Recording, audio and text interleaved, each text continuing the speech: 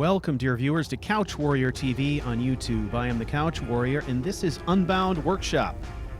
This video series is the companion to the Character Crusade Unbound podcast, and in each episode we explore Skyrim roleplay concepts and ideas through actual gameplay. Season 1 of the podcast is called Random Skyrim Roleplay, and our character concept is Raiden, the Ashaba Undead Slayer. He is a Redguard. If you're interested in more information on Ashaba lore, check out UESP. There's a lot of great lore there, especially having to do with the Redguard, the Yokudans. Tons of good stuff. So, in the last episode, we had some momentous things happen for our character. First and foremost was his flushing out and total annihilation of the Nymera cannibal cult. Now, if you remember from the last episode, we played along, tried to make them believe that we were one of them, but when the time came to sacrifice the priest of Archay, we turned on Aola. She was the first to be beheaded, and then from that point on, both Raiden and Goldir went systematically through the room and slaughtered everybody in here. A couple of them fought back, but several of them were actually killed in cold blood. And this is a significant turning point for our character. You'll notice he's wearing different armor right now. This is the armor we crafted in the last episode, which he has donned now.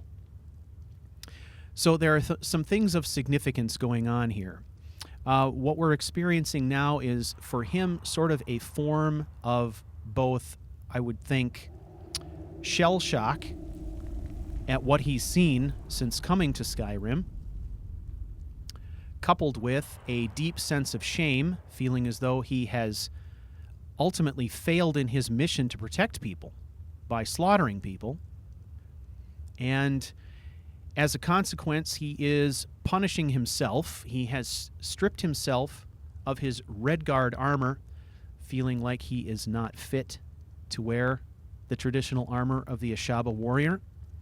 So he is wearing a set of piecemeal stuff that he has created himself, but does not give him the distinction of being an Ashaba, which is his way of basically saying to himself each and every day that I don't deserve to wear the armor because I don't live up to the ideals.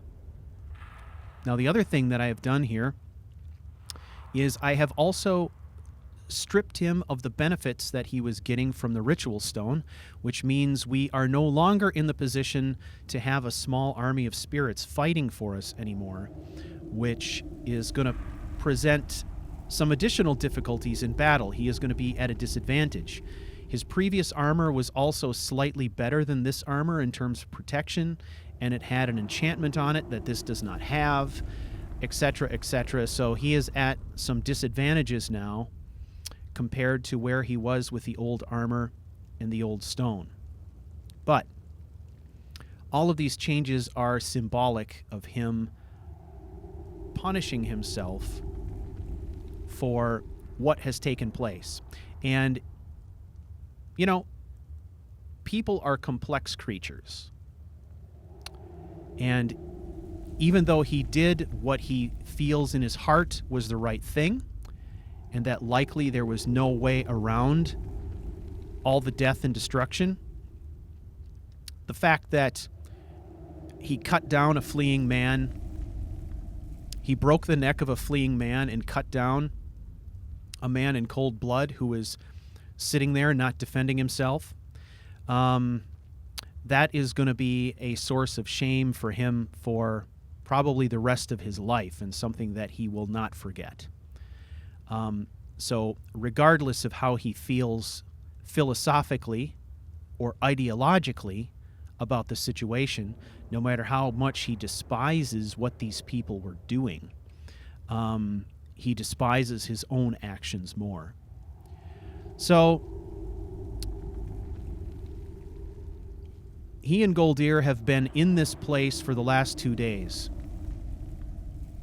And I like to think that in a situation where a person has done something that they're deeply ashamed of, they would typically run from that place and not ever want to look back.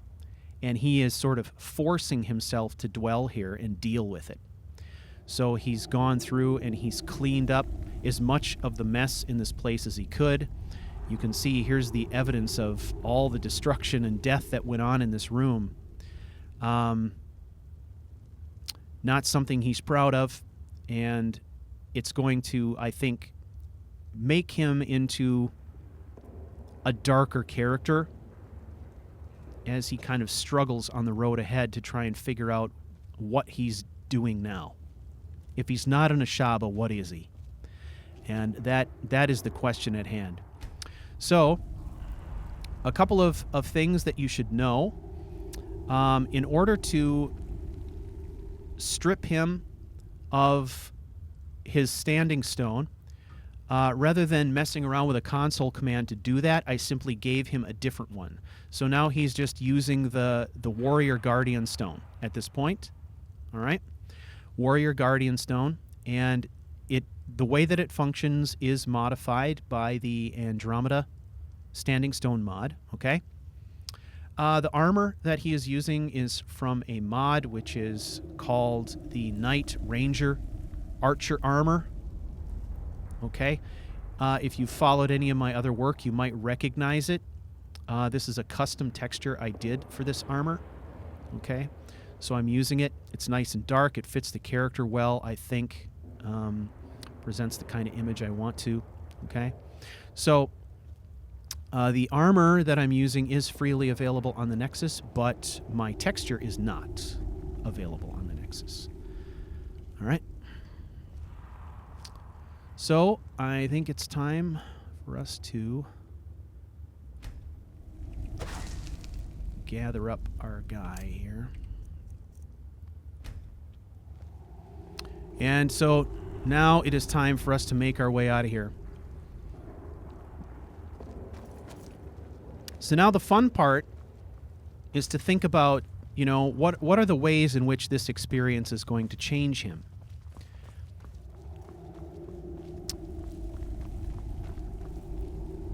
I mean, he has been trained for this job since childhood. However, most of his training has been primarily academic. He's learned how to wield a sword. He's learned the philosophy. He's learned things about the undead and what he needs to know to kill them and how they're vulnerable and all these things. But nothing...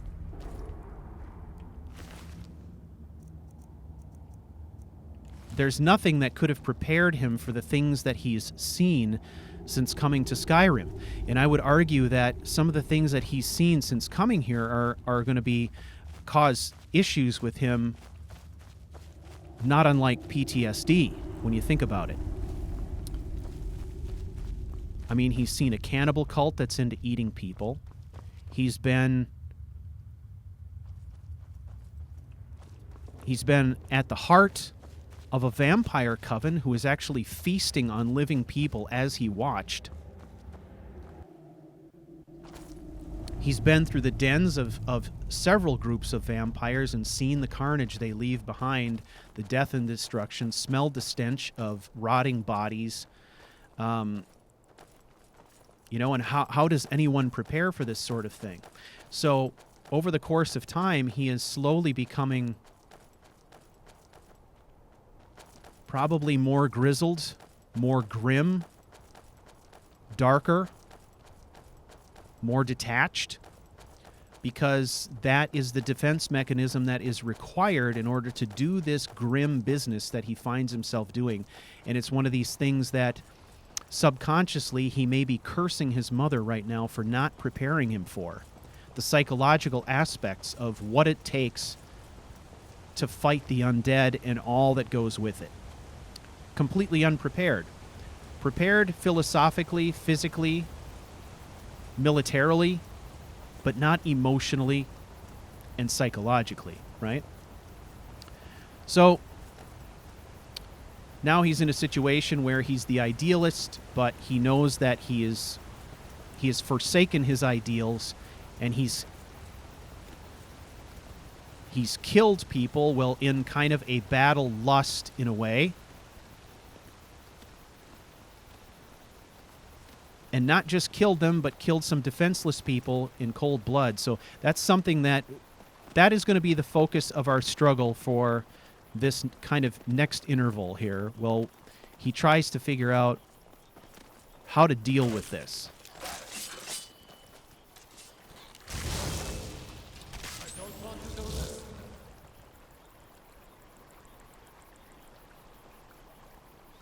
So in situations like this, what do we think is going to happen to a person? I mean, what are the consequences, right?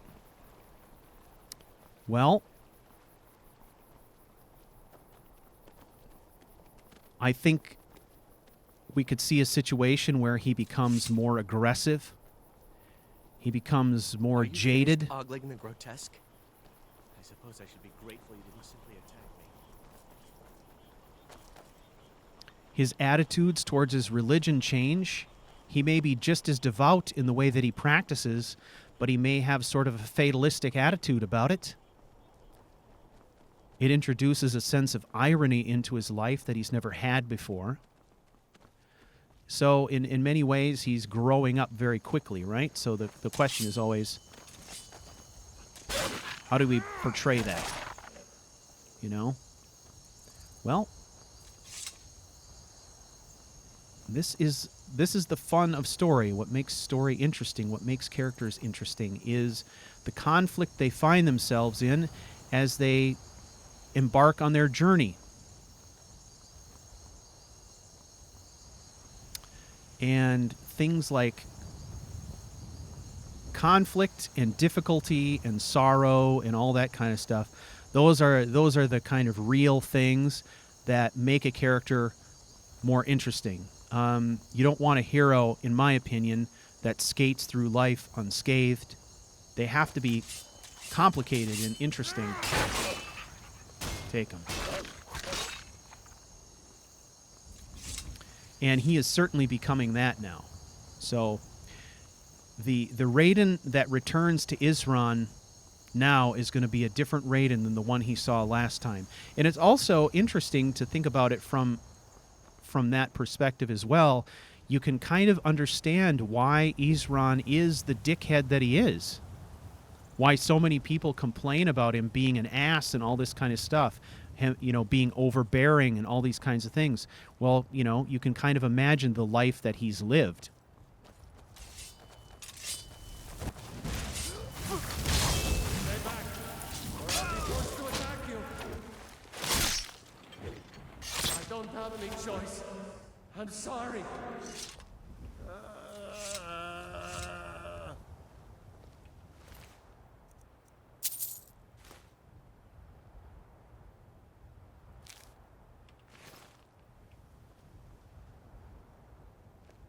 So it'll certainly be interesting to see how all of this kind of manifests itself.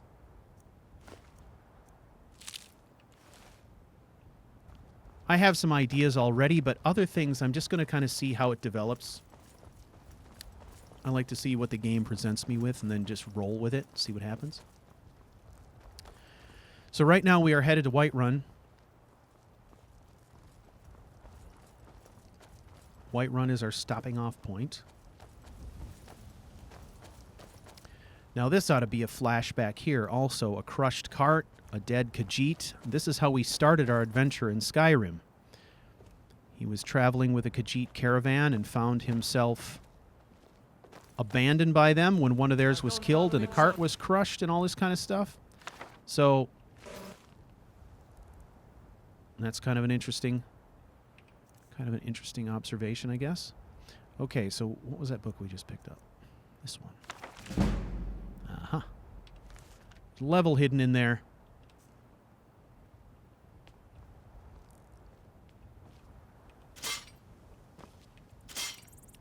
So when a person is idealistic and ultimately altruistic, they kind of have this belief that they can save everyone. And eventually, life being what it is, it can beat down a person like that. It can beat down the idealist and reveal to them that no, not everyone can be saved. It's kind of like, in a way, it's sort of like stages of grief. They go from this idea that they can save everyone to this shameful idea that they can't save everyone, to ultimately the idea that they don't want to save everyone. And, I think those are kind of the stages that he's moving through at this point. So the reason that I make all of these different statements and I talk about this is because when I'm getting to a transitional moment for a character like Raiden, where he's going darker, things are happening to him, life is happening, he's going darker, I try to think of those little things that will put me in the right mindset when I'm playing him, because he is not the same Raiden now as he was at the beginning of the last episode. A lot of stuff has gone down, and now I need to see the world through slightly different eyes, right? So it's helpful to kind of think about those things a little bit, and I'm just vocalizing them to you to help you understand the role play process I'm going through here, so that I can kind of characterize who he is properly in the world now. Sometimes it's hard to do because you get used to playing a character a certain way. But I really like this idea that not only is he down on himself in this way, and his attitudes are changing, but he is also in a position where he is weakened. From a combat perspective, he's weakened right now. Behind you. Come. Goldir, did you see this?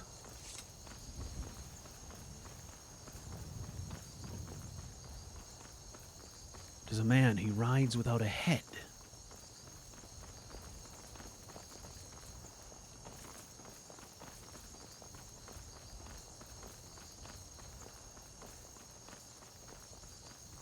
Where does he go? We cut overland to try to catch up to him.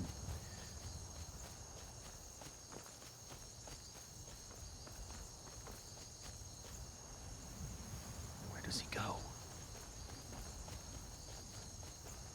A headless ghost.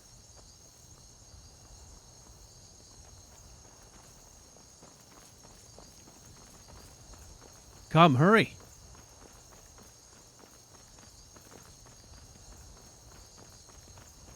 Oh, this is awesome. This feels like Raiden having a vision, right? He's having some kind of a vision or a nightmare that he might attribute to his failure in some way.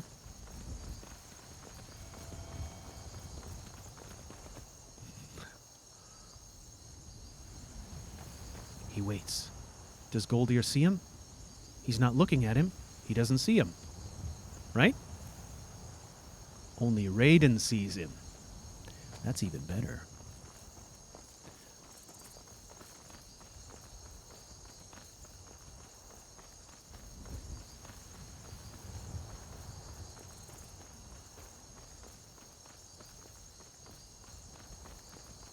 He's leading us somewhere.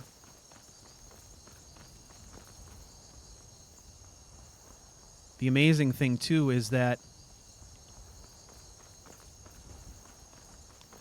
Raiden's Redguard racial traits allow him to sprint endlessly without losing stamina, so Goldir can't keep up.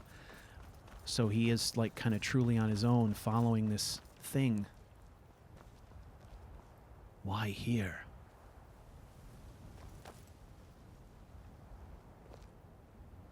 Why here?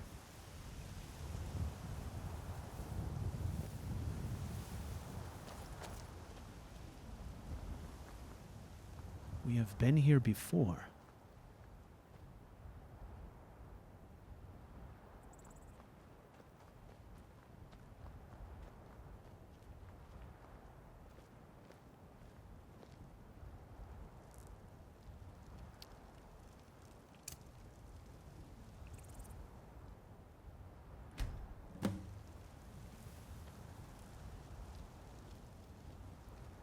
Well,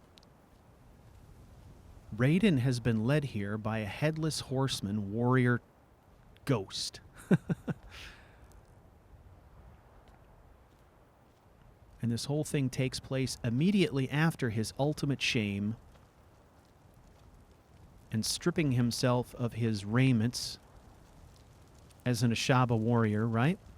So this is kind of a profound thing, too, that the game just threw in our faces at the perfect time. So now it's up to us to interpret what it means. And we will get back to it right after this word from our sponsors.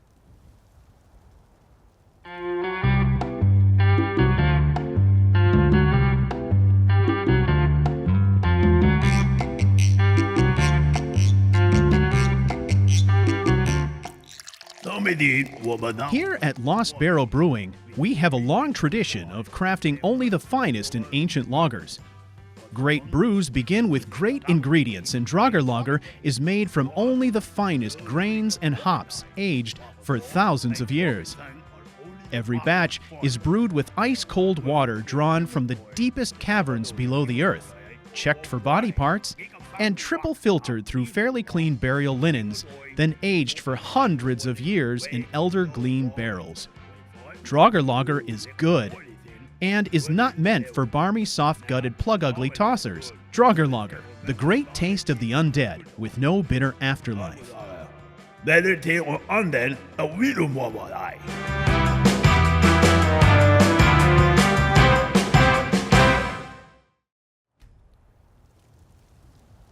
Goldir had some things to say about this place. He actually had some lines, basically, saying about how this place reminded him of his dead friend, and that his life will never be the same without her. And I can only assume that he was talking about Aunt Agna. So that was kind of interesting and profound, and it was a line I never heard him say before. So that was quite interesting. So here we are. We have spent probably a couple hours in that cemetery, and now we have to finish out our trip to Whiterun. I think at this point, Raiden has so many things to think about that how would he even know where to start? His head is probably just buzzing right now, trying to make sense of everything that's happened and the implications of all these different things. So it's a lot to take in. But the interesting thing about it is, you know, in the last couple episodes, we've seen a lot of momentous things happen. And they're all things that just happen in the game. They're not things that I've manufactured, but they are things that I've been able to string together and piece into a really wonderful story, because the game presents me with these things and my imagination takes over from there. And that's how it's supposed to work, in my view.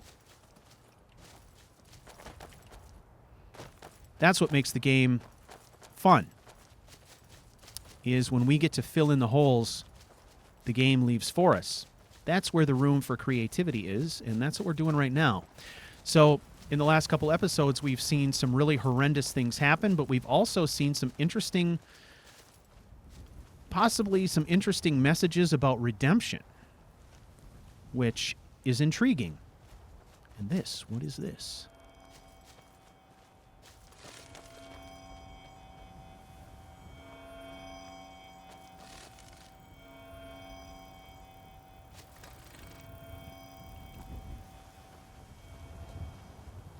All right, we are going to leave it be.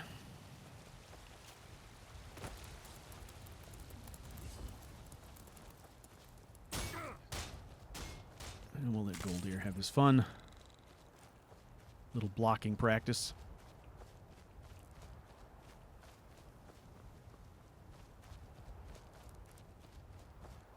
Goldir with his shield and his heavier armor, he's still wearing light armor, but I think his armor is a little bit heavier than ours is. He is kind of the defensive monster, and of the two, whereas Raiden is definitely more of the the offensive creature. So there are times when that seems to work really well for them when fighting as a team. So let's get in here. I've got some interesting things to say around training once we get inside these walls.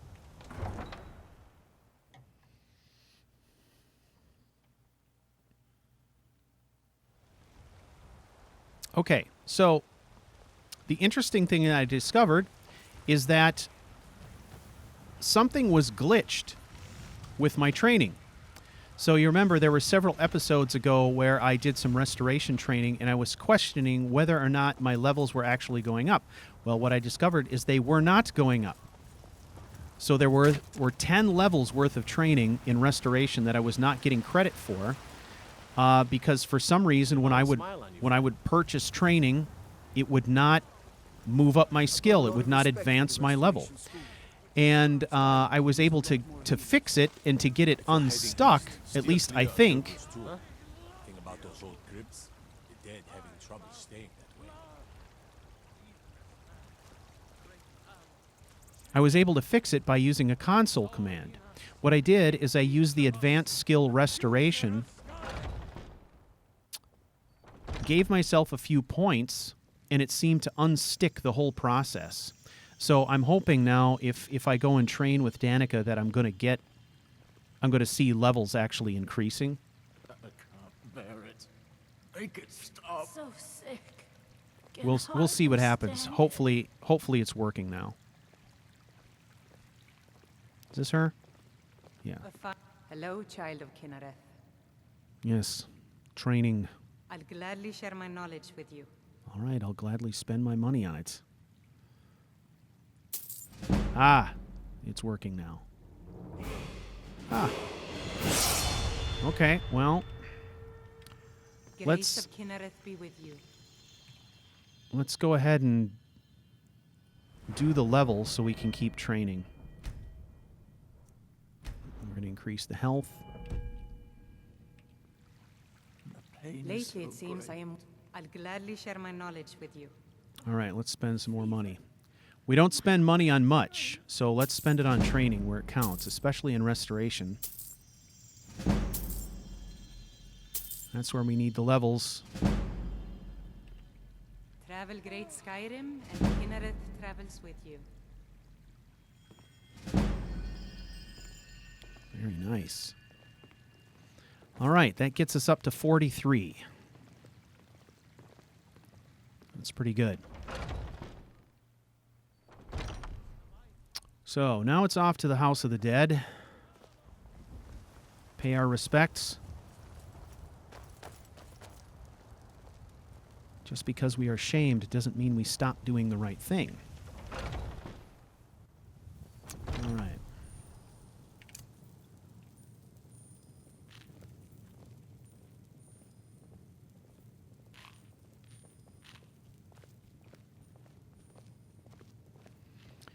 All right. Here is the place. So, Goldir, will you pray with me? Perhaps not.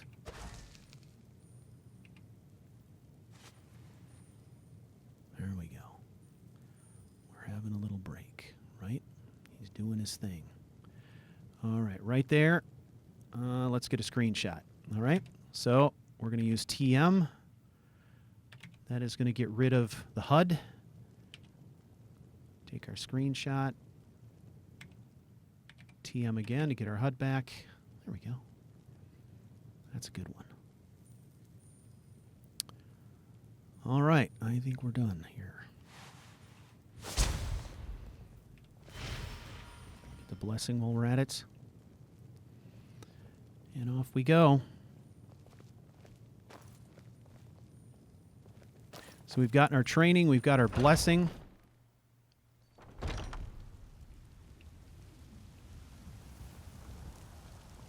We may as well see if we can sell some stuff off, get rid of some junk, and then we'll keep going on our merry way. The day is still young, so... Stormcloaks, Imperials, Dragons, ain't no matter to me what I hear. Got some... I don't claim to be the best blacksmith in Whiterun. Looking to protect yourself or deal some damage? I am looking to see if you've got anything decent.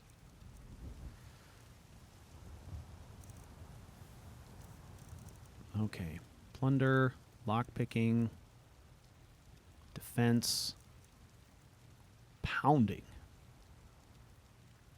Bashing deals 10% more damage with these gauntlets. Pounding. Huh. Well, that's not really what I need. I can get rid of this, however. Let's go ahead and sell that. Going to keep all that stuff.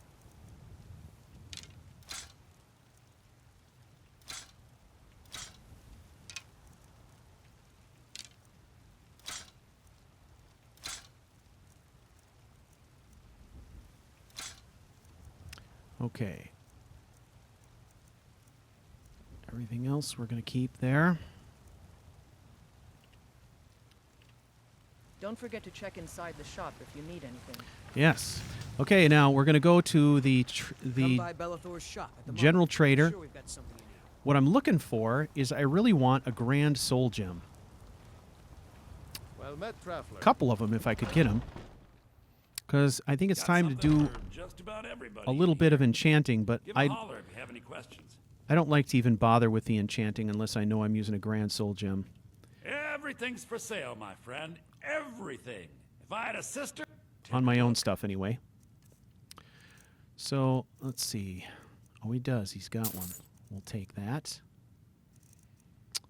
Okay. What else you got, my friend? Come on. Wielding. Why is it always wielding? Less damage from power attacks. More experience. Don't really need that. Okay. Well. Do come back. Sure.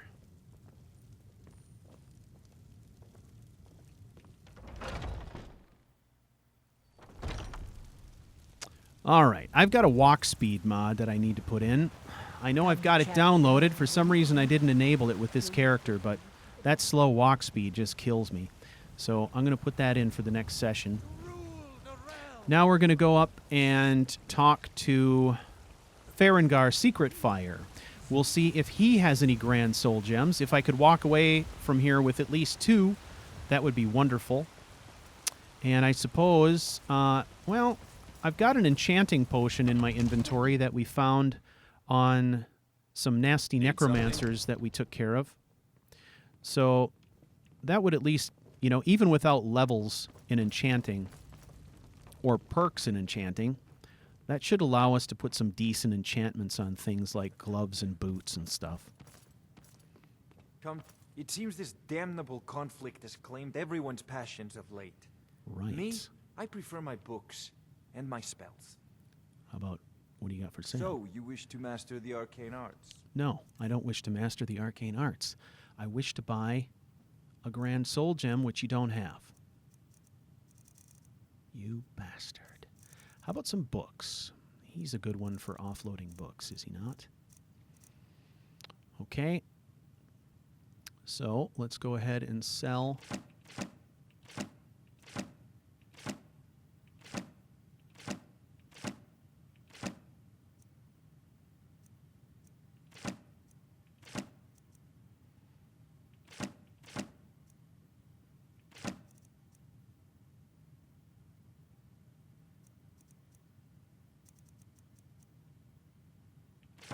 So, Slay the Undead, we would keep that. Book of Daedra, we would keep. Rest and Endings, we would keep. Varieties of Daedra, we would keep. Notes on Dim Hollow Crypt, we can give up. This we found on a vampire. It's some kind of a manifesto. We're going to keep that. I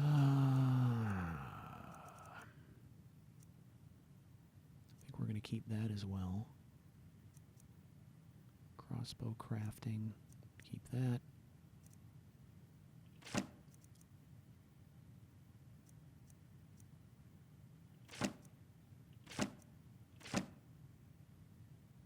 Okay.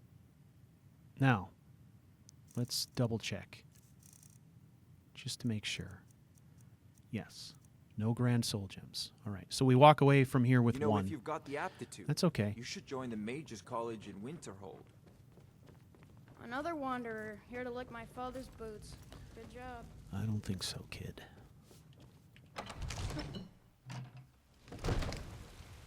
All right. So what we're going to do now is we are going to, I think, enchant some gauntlets, and I'm thinking about What is it? fortify two-handed just to help us out with survivability because we're not going to be wearing our bracers that we had previously with this Suppose you'd enchant my armor sword? set. Dull old blades and belly button. So we just need a quiet place to work. And once we do that enchantment, then we're going to head out of town and get our butts back to Riften. But first, a word from our sponsor.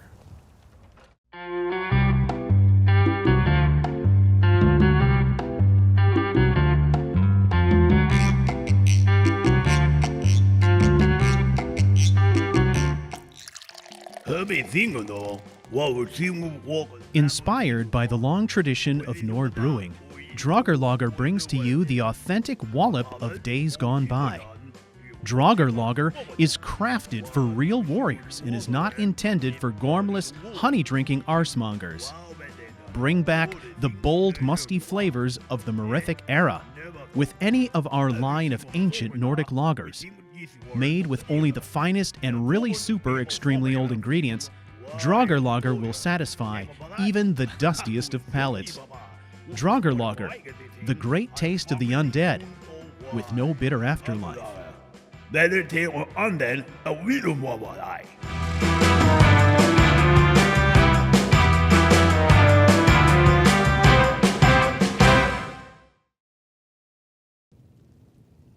Welcome back, everybody. We are in the House of the Dead, and I have set up my Enchanter's Circle. We are going to take a look here at what we got to work with. So, as far as equipment goes, what we're going to be doing is taking our gloves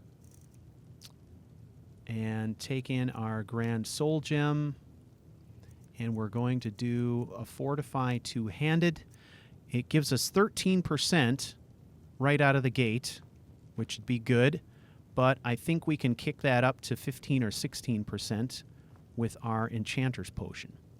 So we are going to do that next, but let's have a look. We've got several other worthy soul gems. So it might be interesting before we do that to see if we've got some garbage we can enchant, just to get some experience. So carry weight is a good one. Fortify archery is okay. Sneak is actually really good, but we don't have that yet. So here's the question. Rather than it being junk, we could do certain things like water breathing, right? If we had a ring with water breathing on it, that would certainly help us out a lot in certain situations. And it looks like we can make it with a simple common soul gem. So we've got a ring, common soul gem. You know, we could use the lesser soul gem to do it, right? Yeah, water breathing, silver ring. Okay. And let's make it a necklace. What do you say? Necklace?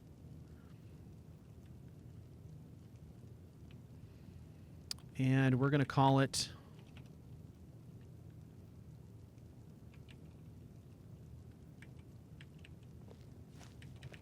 Snorkel. Is that right?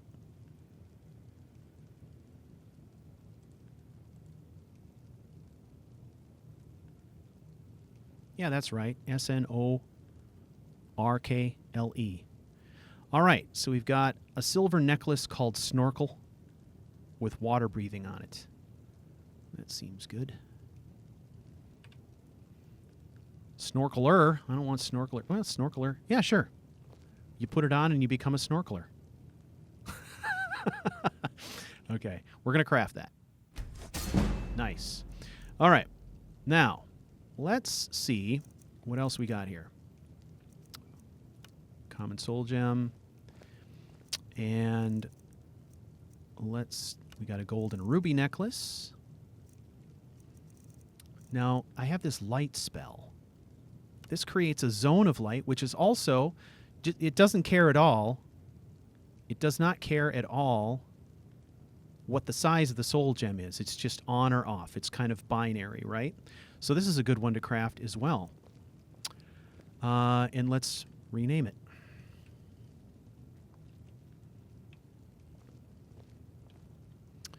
And let's see. What can we call this?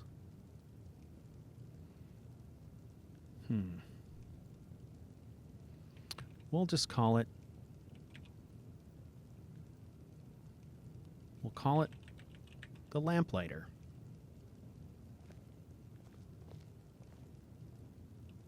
That seems good. Let's go ahead and make that. All right. And then we'll take this gold and emerald ring. Common soul gem. Now, so let's see what we got here. Influence fear. Resist frost. Water breathing. We got another necklace? We're all out of necklaces. Fresh out. Got circlet. Can we put anything different on a circlet? Water breathing and light. We've done those already. Alarm. 50-foot perimeter.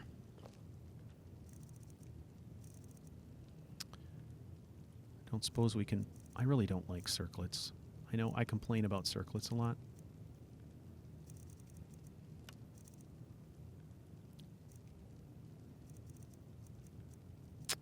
Well, influence fear, resist frost, or water breathing. Huh.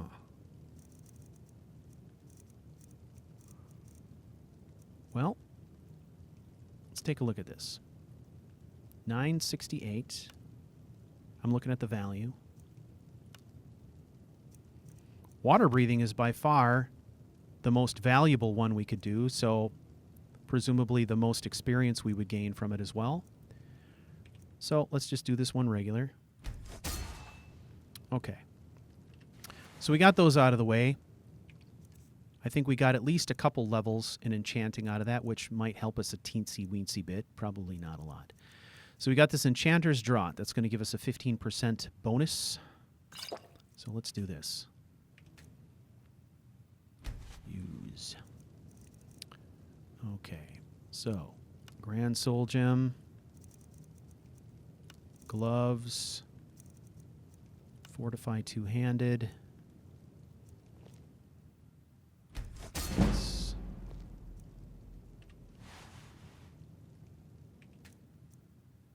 All right, clean up our mess. I really wasn't paying attention. How did we do? 15%. Not bad. We would have been 13% without that potion, so that was totally worth it. 15% bonus on our two-handed attacks, and our bracers of sure grip were 15%. So we're coming out even there. We're losing the bracers at 15%, but we're gaining our own at 15%. So buying that Grand Soul Gem was totally worth it. We can make up for what we lost in offensive capability there. So our armor may provide us with a little bit less protection than our old armor did. I spend so much time among the dead, I sometimes forget. But we'll still have the offensive advantages we had before. With this terrible war, I'm a bit overwhelmed, as are the catacombs. All right. Suck it up, priest. It is what it is. Let's go. I ain't done nothing. Right.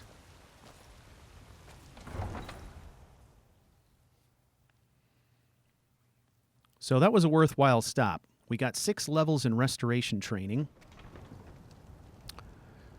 So let's take a look at where we're at. We're not quite to 50 yet on the restoration, but we've got a couple perks banked as well.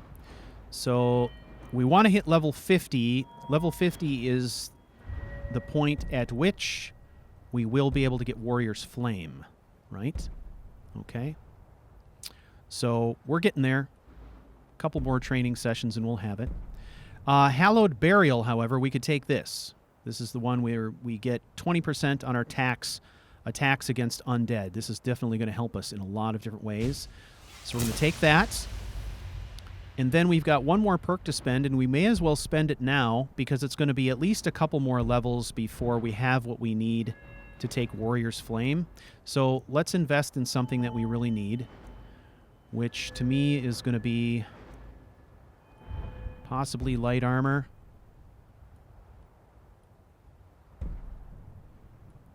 Windrunner, 10% faster in combat. Keen senses, no longer need to wear a helmet. Not really. Don't really need that one. How about block? Deflect arrows. This is going to be shield based though, right? Well, blocking with a shield or weapon. Arrows do half damage. Huh. That could be good. Versus timed block. Assume a defensive position for 1 second after raising your shield or weapon, blocking 30% more damage and staggering attackers. This is a good one for us because it will stagger our enemies, and we're often doing timed blocks.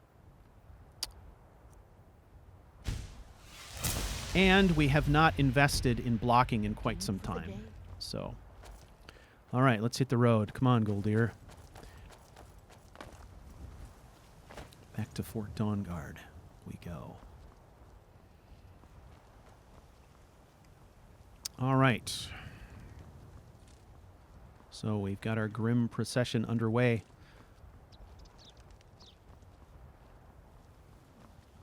All right, so we retrieved these two people. I know the guy's name was Gunmar. Can't remember the woman's name. But they are supposed to be at Fort Dawnguard by the time we get there. So I can't remember exactly what the next step in this process is. So we're just going to have to go and talk to Ezron and see what he says. We take it as it comes, right? Yeah. I like that.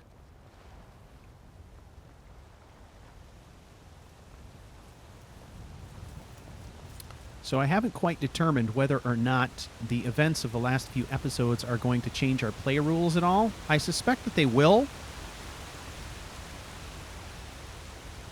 but probably not too much. So I'm going to review those. And if we take a look at our level here, we hit 24, and 24 is the drop dead level that we had to hit for episode 4 of the podcast, which is coming up a little over a week from now. So we've still got another week to play. Level 24 was the drop dead. The target is a range between 26 and 28. Now, I don't feel like I need to make it all the way to 28. I would like to make it to at least the minimum of 26, though, which means we've got a couple more levels to go, and I don't think that I'm going to have a problem hitting that. But that would be my goal, because I fell behind for episode 3 and made just the bare minimum, and that, of course, meant that I was quite a bit further behind for this series, and I had more ground to make up. So if I can get ahead a little bit this time around, I put myself in a better position for episode 5 of the podcast. And the levels are getting harder to achieve. You know, obviously leveling slows down as you get higher up. So I'm always trying to be aware of that.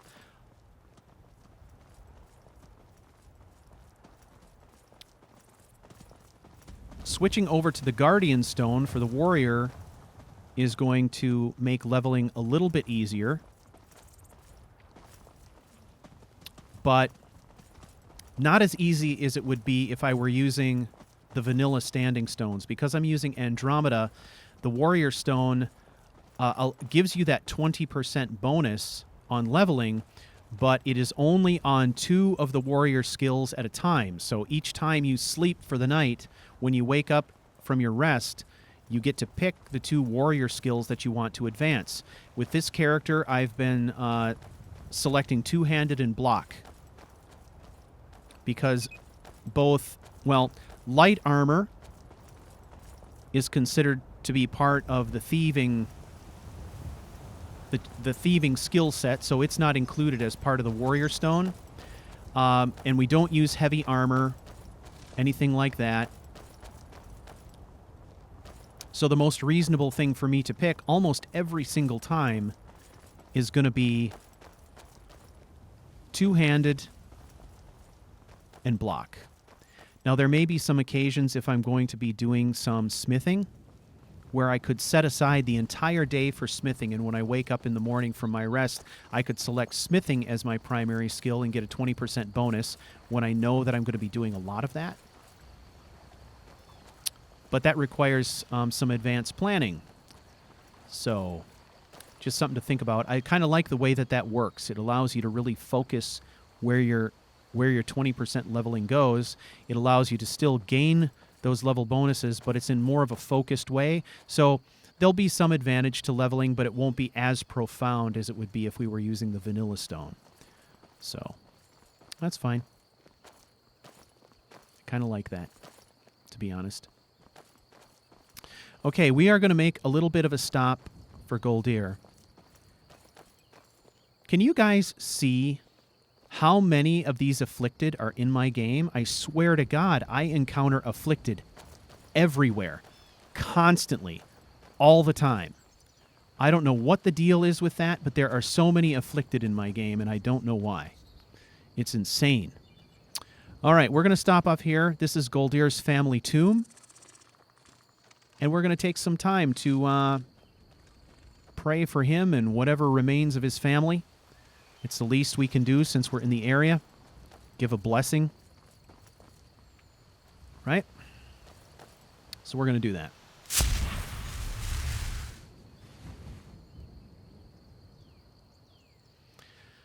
All right. It kind of bums me out in a way that Goldir goes into that invisibility stealth mode. I think that I can turn that off, and I'll have to look at the settings and see if I can turn that off. Because it would be kind of cool if he just hung out with me while I did my meditation and stuff. But because I have to be in stealth mode to kick off the meditation animation, he always goes into invisibility mode, which is a little bit annoying. Even when he is relaxed or dismissed or waiting, he will do that. So it's kind of odd. I don't know why. But my guess is there's something in the settings that will allow me to turn off that invisibility stuff, but I'm not going to waste our time on camera doing that. All right, my friend, let's go. We've got a ways to go. Let's try and get to Iverstad.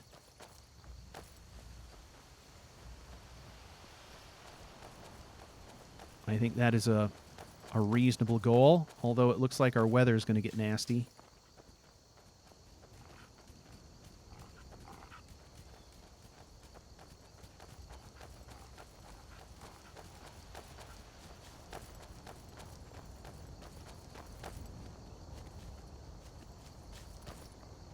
I'm going to have a look in this chest for a minute.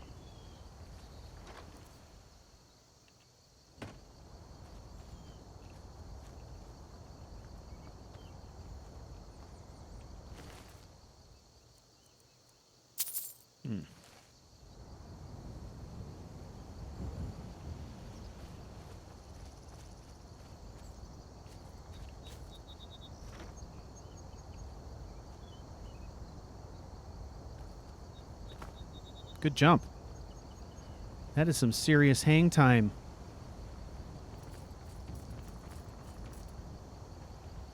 Is he going to follow me?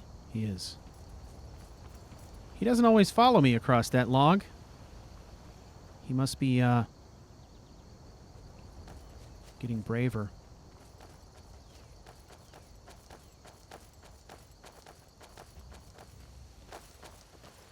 All right, up the switchbacks we go.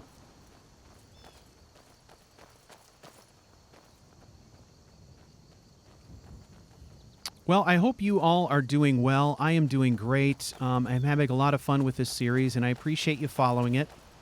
It is important to me because it is part of the podcast, and the Unbound podcast is a concept that I am very excited about.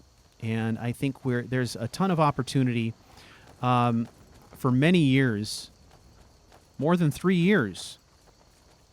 We did the Character Crusade podcast, which was very fun, very well received, always did well in terms of popularity on iTunes and stuff like that. And it was a lot of fun. There are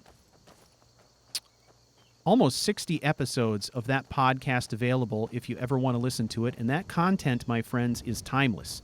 It is basically where we talk about role play and we talk about character development and we talk about using tools that are common to screenwriting to help you come up with stronger character concepts. And we also did a lot of really great interviews in that podcast with people like Shirley Curry and Rycon and Dark Fox 127 and Gamer Poets and Jessa from the Jessa channel. I mean, people who are really great Skyrim role players. And there is a lot of great entertainment there and also a lot to learn. So if you're interested, go and check that out. And then get yourself dialed into Unbound as well and play along with us. The whole point of Unbound is that now we're trying to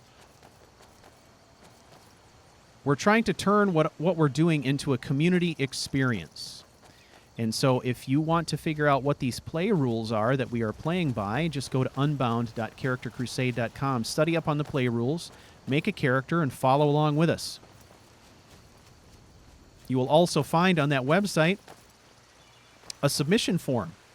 So whether you're playing Unbound or not, you do not have to be playing along with us in Unbound to use that form. You can submit any role-play related question that you want to, and Joe and Matt and I will address that. We'll read your question and we'll answer your question live on the podcast. And hopefully give you some good advice, some insight, some ideas. It's basically a giant brainstorming session, and we're all in the business of helping each other do better role play. It's all about being better role players and getting more out of this game. This game has a ton to offer, so we talk about a lot of different stuff, from role-playing techniques to character creation to personality profiles and tools to mods. I mean, all that stuff. So feel free to join in. The more, the merrier. We've got a really great crowd involved right now, and I think it's going to be bigger every time we do this. And every season is going to be different. That's what's exciting for me. It means that every 16 weeks, I get to create a brand new character concept, and I get to do this thing that we're doing right now with completely different rules, and it's a crap ton of fun. So we'd love to see you there. Out of trouble, Red Guard. Yeah. What do you need? Need you to lay off, Nord. Lay off.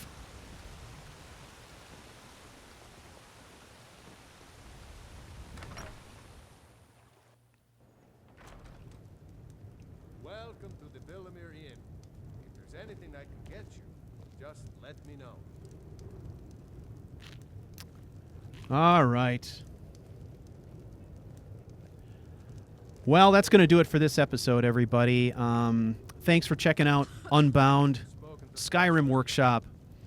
If you would like to get involved and play along with us, check out unbound.charactercrusade.com for all the play rules. You can join the discussion with other players on Discord. Discord.charactercrusade.com. That's going to get you all the play rules and access to the forum. You can also find the Unbound podcast on YouTube and iTunes. All the links are on the website at charactercrusade.com, as well as a schedule of all of our upcoming podcast live streams. So if you want to know when we're live streaming next, check out that schedule and join us for a live Skyrim Unbound podcast. We'd love to see you there. Thank you all so much for watching this episode and for all of your support, and I will see you next time.